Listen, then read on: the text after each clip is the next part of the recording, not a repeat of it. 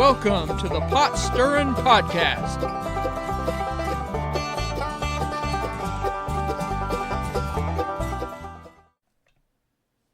Well, hello and welcome to the Pot Stirrin' Podcast. This is Wyatt here, and we've got a very special guest on this episode. His name is Christian, and a really good friend of mine, and he's going to be on here presenting some dialogue as we talk about this particular subject. Today we're going to talk about, the topic is going to be on cryptozoology, particularly towards dinosaurs, and as well as some other creatures as well. The study of unknown animals around the world. So before we dive in, Christian, thank you for joining us, and really am looking forward to this podcast and this episode. How are you doing today? Doing well. Thank you for having me. Great. Well, I'm glad you could join me. So we're going to dive right in here, and we're going to get started. So I'll say a few words just to present kind of the topic, and then I'll let you go from there. But basically, what we're talking about is we believe we're biblical creationists. We believe the Bible and the biblical account of Genesis and the beginning of time. And what the Bible says about the beginning of time and how things came to be, which is that Jesus Christ literally spoke them into existence about 6,000 years ago, from what we can tell in the Bible. And about 4,500 years ago, there was a worldwide flood that flooded the entire earth. And according to the Bible, only 8 people survived. That was Noah and his family. And then after that, it landed in the mountains of Ararat, and from there, they animals and people dispersed from that ark, and now we have animals and people all over the world, of all types, and so that's where we came from. Just a quick point is that a lot of people deny that there were dinosaurs on the ark, and that's where we're going today. And the question is, are there dinosaurs? Were there dinosaurs on the ark?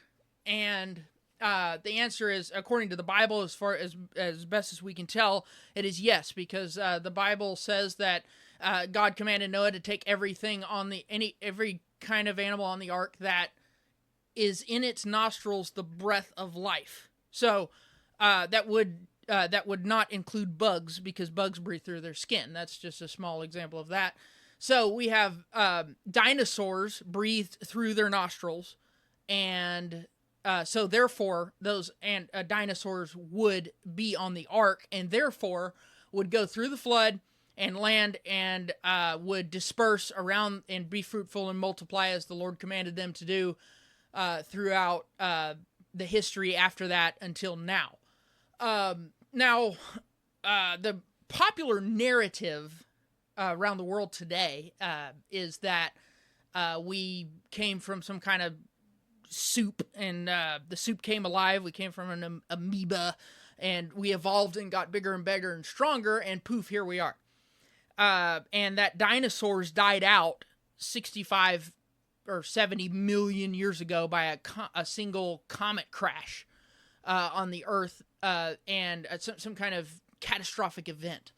But the case that we're making today is that that is against the biblical account. And according to the Bible, dinosaurs were on the ark, and dinosaurs are still around today. There are dinosaurs in the Bible, and there might even still be some remnants of those dinosaurs around today, regardless of what popular scholars say. So, Christian, why don't you give us a few points on that, and go ahead. That's a pretty big thing to follow up after, but it's kind of interesting. You see all these fossils around, and there's a lot of fossils that are between multiple layers. Of course, you've got other fossils that are on top of human footprints. There's a couple of famous ones, but it's really interesting to see that they think the Big Bang, or the asteroids fell, all the dinosaurs died. But if you think about it, if you're looking at the biblical course of events. That didn't happen. Or maybe there was those asteroids that fell, but you've got pre-flood what would seem like a significant amount of dinosaurs because you can see them all over the place in fossils. Wherever there are fossils there's usually some dinosaurs. Of course, there's a different types of them, but it could be that their numbers were significantly greater before the flood. But now they're severely diminished, especially after, God commanded us to go conquer and pretty much tame the earth. We've gone into all of these forests and kind of conquered a lot of their territory. If they really want to stay away from humans, they have to go deeper into these territories that we're not regularly going into. And that's where it's really interesting to hear the people that are logging, the people that are hunting, the people that are out in these places all the time that won't see people, these forests that won't see people for the longest of times, but maybe a hunter gets flown in and he has a crazy story or is never seen again, and no one believes him. But who is out there to deny that? It's really interesting just to kind of see that aspect of things where we don't really know exactly what's out there. Right. And I would say, the ironic thing about that is that, they talk about finding new species of animals all the time, and new, it's regular that, they run across something that they haven't, maybe a variation of a particular animal or a different type of animal altogether that has been hidden. And then they make claims that, dinosaurs and all these different other exotic animals are extinct. It's like, well, how can you prove that these animals are indeed extinct when we haven't even explored every inch of the earth? I don't know how you could really prove that anything goes extinct, because there may be a place in the world, one little pocket that a scientist has never been to, that houses that is a habitat for that particular species. And I think that's what's happened with dinosaurs in particular. Because they have obviously gone away from people and have done a really good job of staying away from people, but not entirely. And where they tend to congregate, and the most reports come from places like, the Amazon jungle and the African Congo and places like that, where very few white men have ever been into those places.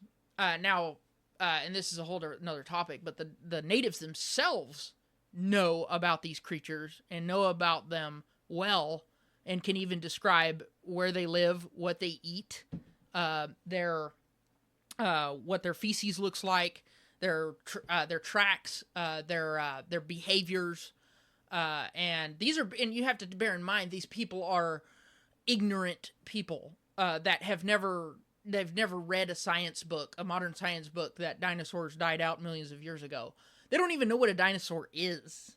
They just describe it as, hey, I saw this thing with a long neck and a long tail that was about 50 feet long, and it chased off an elephant.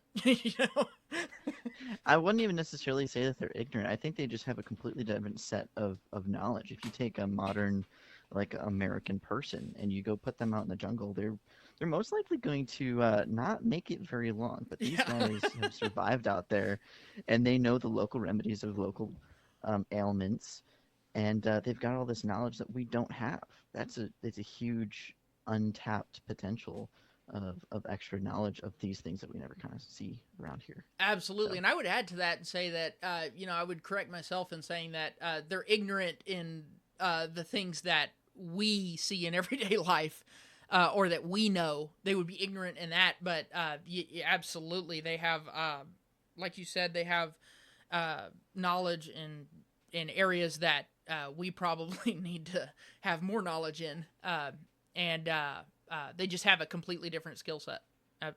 Absolutely. Yep. So these things, dinosaurs in particular, have been seen all over the world. And whenever you approach something, a scientific area of study, you don't want to, you really want to get any kind of tradition or bias out, and you just want to look at raw facts. And the raw facts are scientifically and historically, it is not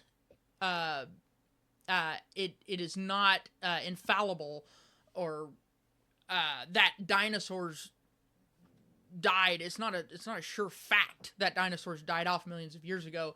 And to the contrary, we actually have evidence. We have evidence to the contrary. And I would just start with historical evidence. Why in like South American burial mounds, why do you have clay figurines of what we would call a dinosaur? Why do they have them on their clothes? Why it's like if these people didn't, if these dinosaurs died off millions of years ago, they wouldn't even know. They wouldn't have a clue what they look like. What they are, much less what they look like. But this is something that they copied from nature. And a lot of times in those, in the Grand Canyon, there are dinosaur engravings on the Grand Canyon that North American Indians carved who knows how many hundreds of years ago. And that's evidence that something was there that they saw. And there's carvings of other things as well. Known birds, known animals, coyotes, bobcats and deer and fish and all kinds of stuff that they carve into those wall into the rock. And they also carve what we would know as dinosaurs. And that's really interesting. I mean, that's evidence that to the fact that dinosaurs have lived with man and are still possibly living with man. What do you have to say about that? Yeah, it's really interesting. There's a whole, like you said in the beginning, kind of the cryptozoology aspect of this, where this isn't just an isolated, I guess you could call it isolated species. Ever since the movie came out a long time ago, I'm trying to remember the famous Bigfoot movie that came back out in the I don't remember way the name before of my that one. time. Yeah. But ever since then, you've got sensationalized TV shows that don't really do it kind of justice, but you do have people that come with DNA saying, hey, we have this DNA, let's test it. And all the people are like, oh yeah, what's that can actually do? And they find out that it's no known DNA, or it's spliced with something else. And there's no way that you can really explain it. You've got countless sightings, as well as now video evidence, now that people have smartphones everywhere. And you can, okay, let's say if you're extremely critical, and I've always, I back in college, I was told by one of my professors, question everything. And so even the basic knowledge that you think is infallible, question it. Why is grass green, kind of thing? Mm-hmm. So take some of the evidence that you see, be as critical as possible, and some things you just can't explain away. And then go to the next piece of information, and you'll eventually form your own opinions. And that's kind of what we're all going off of, is our independent opinions of what we think is true by the evidence that we have on hand. The more evidence that you look at, the more things you can't explain, the kind of farther out that you're going to start thinking, well, if this isn't true, what else isn't true? And it's kind of interesting how all of that goes from the normal everyday American thinking that, maybe ghosts don't exist, right? Well, in the Bible, you've got points where Jesus, when he was resurrected, people thought he was a ghost. He was a spirit, not a ghost, but a spirit. And it's a biblical truth, if you believe what the Bible says, that they back then even knew what that was. So all these things that you now see videos of, obviously you can't take a video nowadays for granted. There's a lot of Photoshop. There's a lot of people that are just looking for attention, but there's some out there. If you take 100 videos, what if one or two are true? I mean, all it takes is one, right?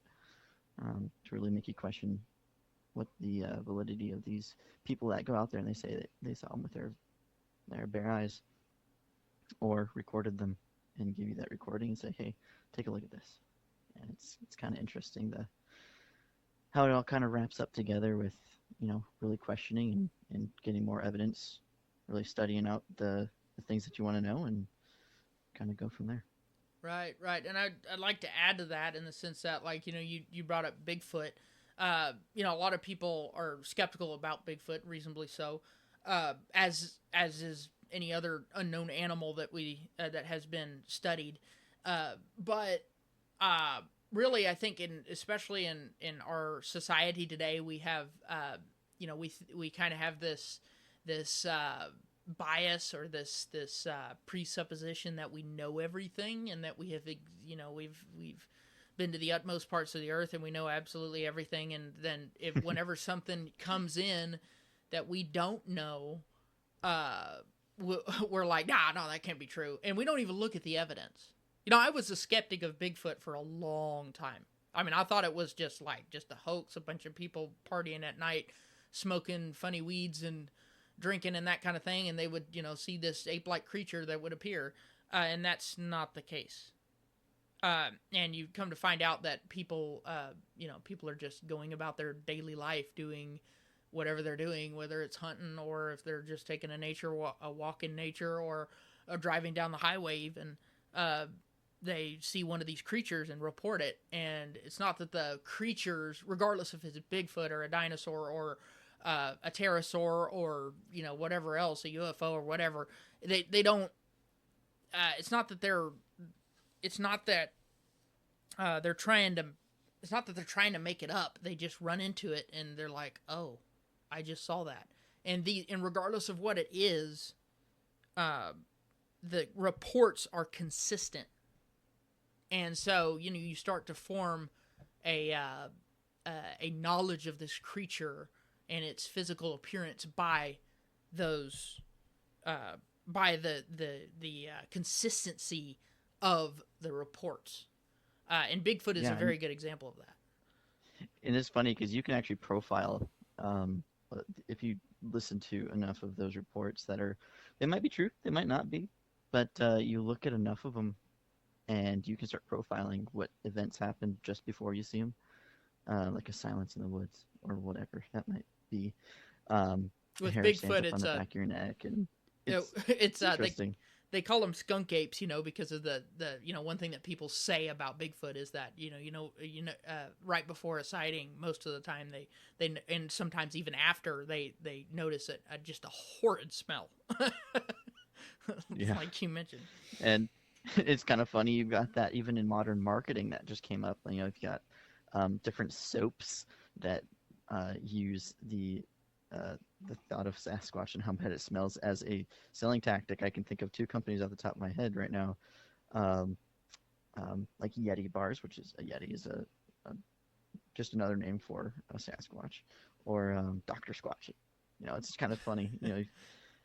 It's just it's interesting. And then you take kind of going back around to the beginning. You got these people out in the Amazon that don't really know much about modern science, and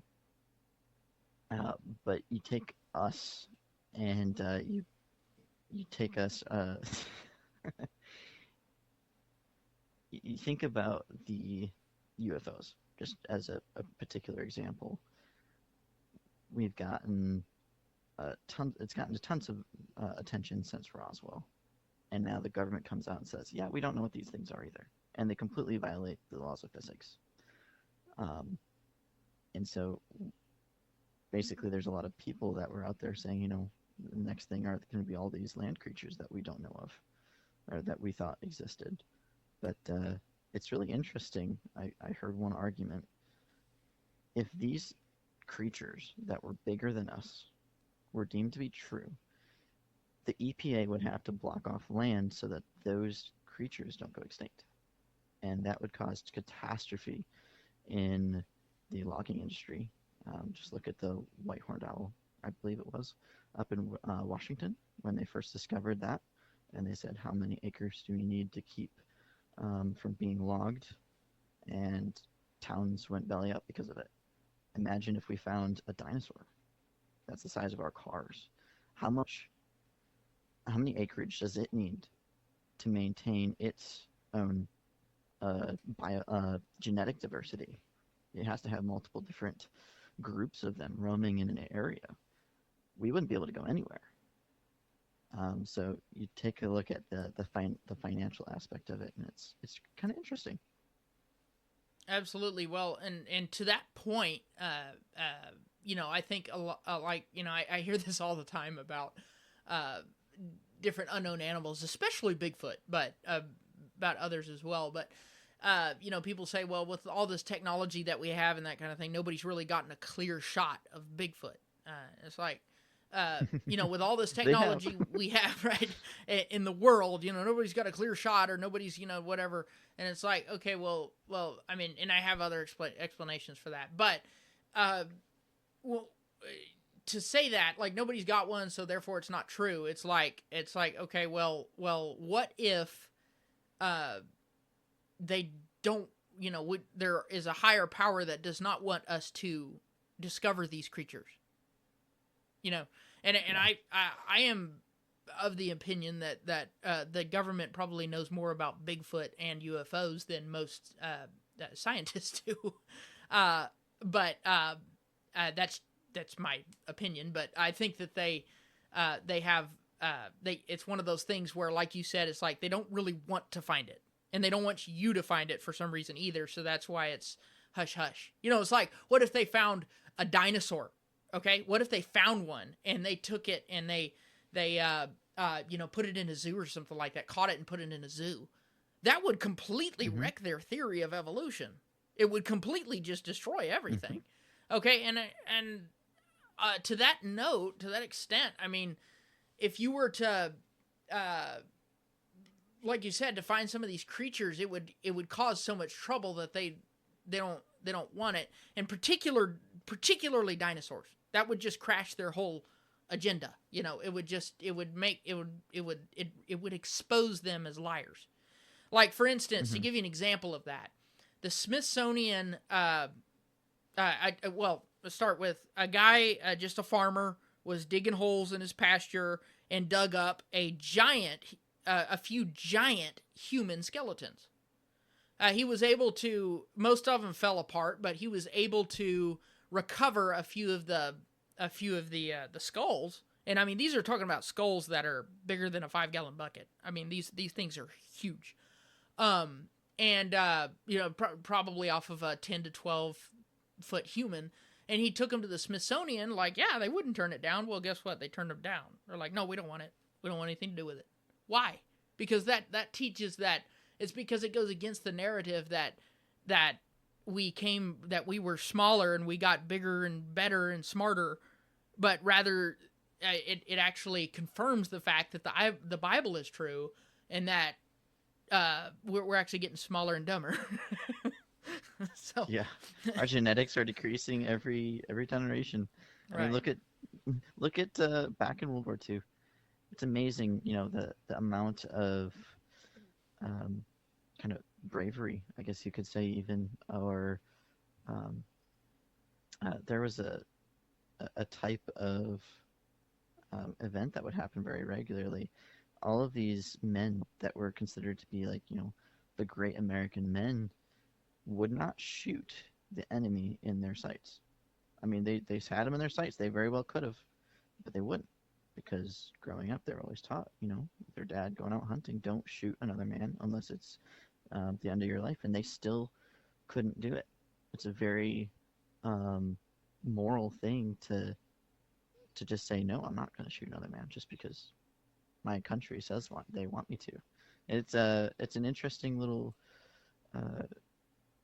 study there if you go back into World War II, or especially World War One, and kind of see how much that affected the war, or both of the wars. Interesting. Imagine nowadays, you've got guys going in and saying, kind of like in Jarhead, I'm itching to get my chance to. Look how far down the rabbit hole we've gone as just a kind of a good people. It's kind of messed up. Right. Absolutely. And Another point that I wanted to hit on is particularly about dinosaurs is the evidence that dinosaurs and man have lived together.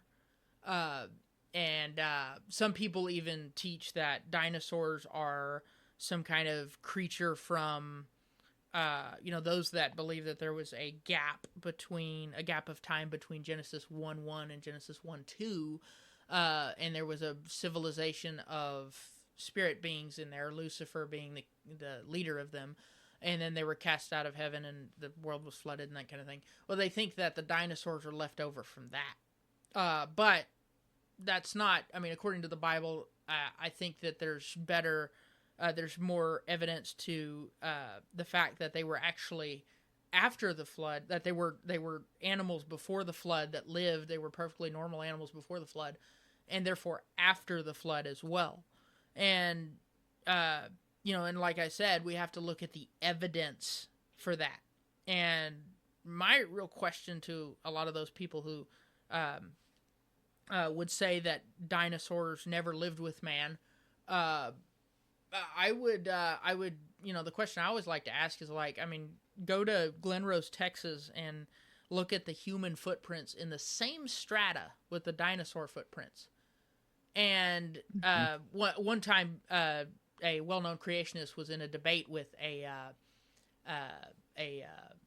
professor of a particular university about these footprints, and she said they were perfectly normal, naturally occurring phenomenons in the soil. The human footprints were, but the dinosaur footprints were perfectly accurate. But the human footprints, they were just naturally occurring in the soil. And so my question with that is then why did you have a dinosaur footprint with a human footprint inside of it? I mean, whenever they're in the same strata, I mean, come on, guys, how much, more evidence do you need that, look, they coexisted? I mean, that's the truth. Okay. I mentioned strata. A lot of people hold to the geologic column and that kind of thing about these different layers, and the different layers in the strata are different ages. And I would just encourage you to look at what's called a polystrata fossil, which is literally a tree standing up a lot of times on its head, going through multiple layers of strata. So in order to believe that those stratas are different ages and different layers, you would have to believe that that tree stood on its head for billions of years while the dirt gathered around it. And I find that highly inaccurate. That's not science. Yeah. That's a belief at that point. Another funny thing is if you scuba dive every once in a great while, and they're out there, but you can actually see trees upside down on the bottom. So it kind of lends to if there was a flood and there was sediment being delivered over and over and over again, and if there were trees that were upside down, that would be a perfect example of how that would be created. Absolutely. And that's science. That's just looking at, that's observable science. Science is that which you can observe and test and demonstrate. And that's demonstrable science. I mean, it's like the whole thing. I mean, I won't go too far into this, but like the whole thing about Grand Canyon being carved out by the Colorado River is just baloney, because when Mount St. Helens blew its top, it blew ash everywhere and that kind of thing, and it blew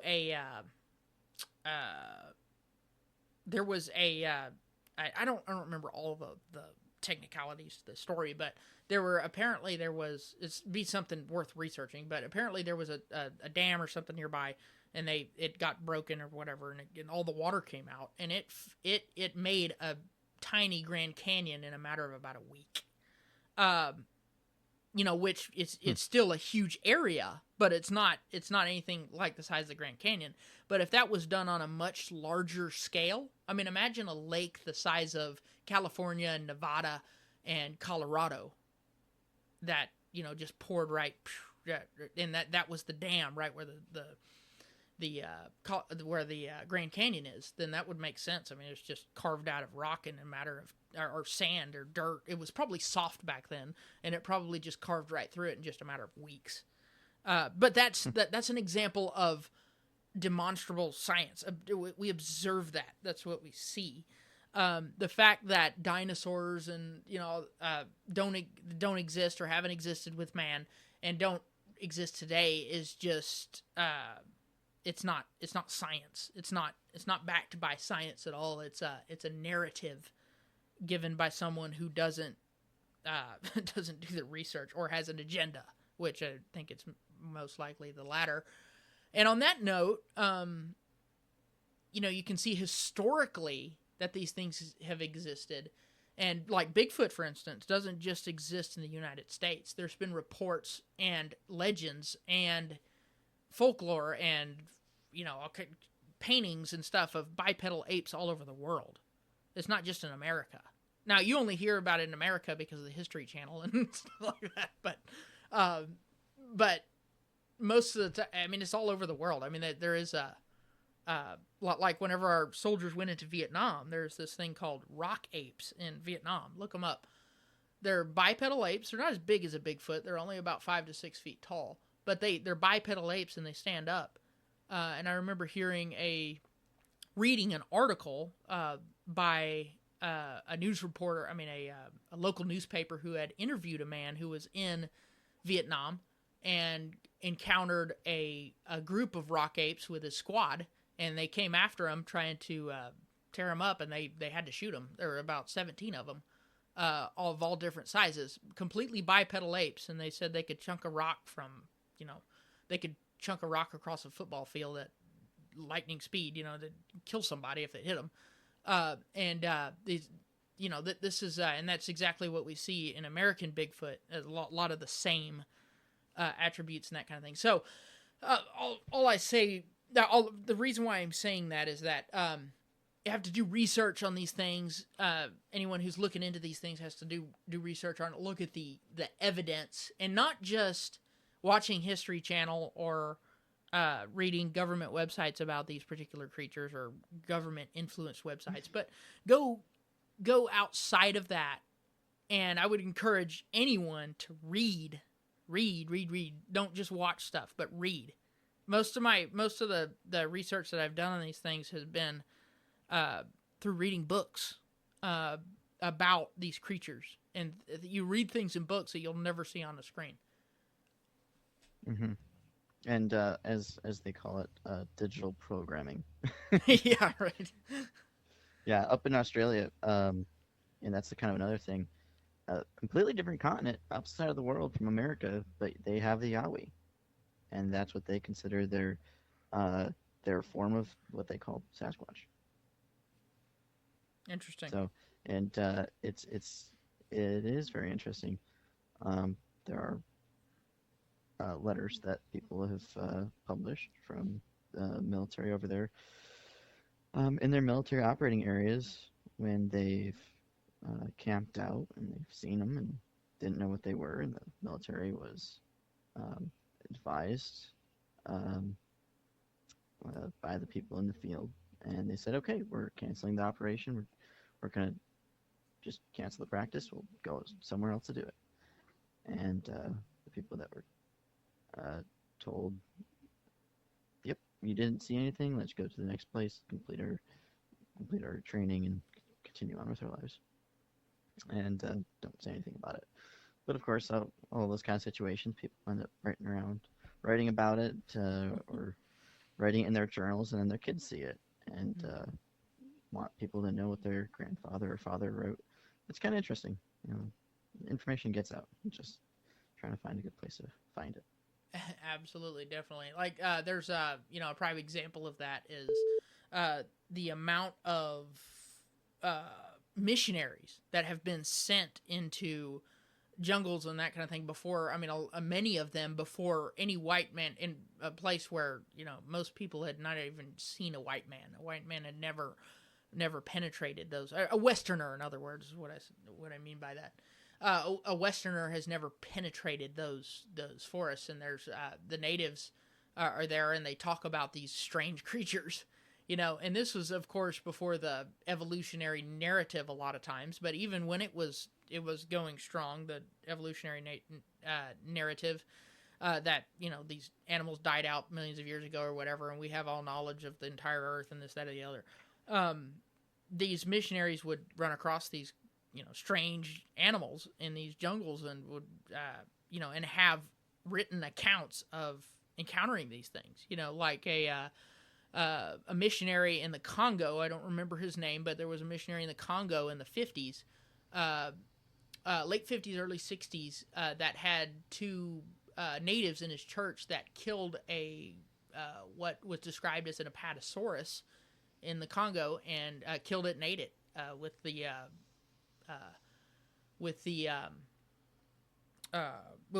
rest of the village, and he asked the guy to draw a sketch, and he drew a perfect sketch of an apatosaurus.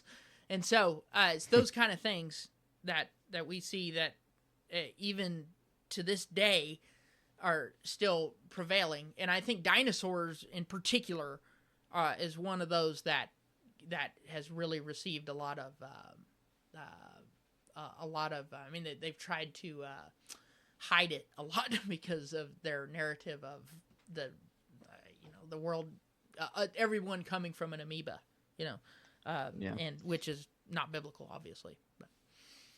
And I think a good point will kind of circles back to the beginning.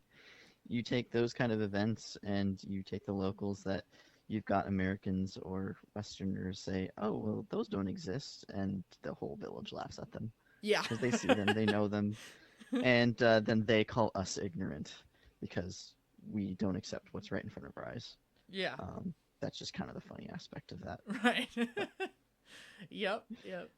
And it, but in other ways, it's actually kind of insulting to them. It's like, you didn't see that. And they're like, no, this ate my brother. I mean, this thing ate my brother. Okay, he's gone because of this thing. Mm-hmm.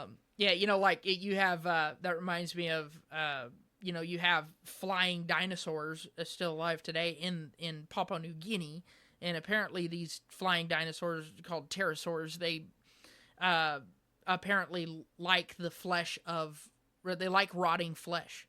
So you have people over there who will testify to this day that, like one lady I remember hearing a story of, it's horrible. But she's in a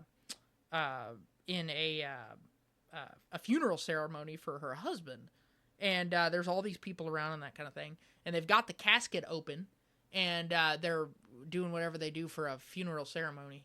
And this pterosaur swoops down, grabs the guy's body, and took it away up into the mountain, and they never recovered it. So they don't have to this day, they don't have a grave for that guy, because he got taken away by a big pterosaur with about a 50-foot wingspan. Good thing he only likes rotten flesh. Right. So, I mean, this is what we hear about this stuff. I mean, that's observable science, and obviously, one thing to keep in mind about, about cryptozoology and animals that we don't understand and that kind of thing, and we don't know, is that we can't take every eyewitness account as legitimate. Okay, some people are just off the chart, man. I mean, this blue creature walked up out of the water and, spit on them and jump back in or something like that. Something stupid, And some of these people have these little, hallucinations or whatever, or a distortion of something that happened, or a misconception or a misidentification of a particular animal. And a lot of it ties sometimes, and well, I think this is the case in a lot of cases with especially when you're talking about the paranormal realm, you have spiritual involvement in that, and that'll be a completely different podcast, but a completely different episode. But you have that aspect as well. But what we're talking about today, I think, is animals that can be seen, that can be sensed with the senses, can be touched with the senses. In other words, like they can be smelled, heard, seen, that kind of thing. They provoke fear in you. I mean, it's a real thing. You know, it's something that really, really happens, rather than somebody who is smoking a funny weed and saw his grandmother, who was dead for 40 years, you know, appear in his bedroom. You know, that's you know, this is something that this is actually tangible evidence. Like for Bigfoot, for instance, you know, I mean, the way it got its name was these huge tracks in a construction site that happened overnight. You know, so these huge tracks is obviously not human. These things are, you know, 18, 20 inches long and about 8-10 inches wide. That's how it's got its name, Bigfoot. So this is something that they can test and demonstrate. They've gotten hair samples and all that kind of thing. They know what they sound like. People have heard them. They've smelled them. You know, that this is real tangible evidence of those things. And that's what we kind of are shooting for in this podcast, kind of what we're talking about. So anyway, yeah. But this is a discussion that could go on for ages. Just love talking about this kind of thing. And I really appreciate you joining us, Christian, joining me on this episode. It's been really great, and we are definitely going to go into more depth on this particular topic, as well as get into some deeper discussions on Bigfoot and pterosaurs around the world, including in the U.S. People have seen pterosaurs in the United States, in North America, and that kind of thing. I'd like to go into some really deep dives into that kind of thing, as well as you know, mysterious aerial phenomenon and UFOs and that kind of thing as well. I'd like to get into some of that too, but in the future, we've got plenty of material for episodes. So anyway, to wrap this one up, I really appreciate you joining us, Christian. I really enjoyed it. And if y'all have any questions or comments or anything, feel free to tune in to, feel free to send them to potstirringpodcast@gmail.com.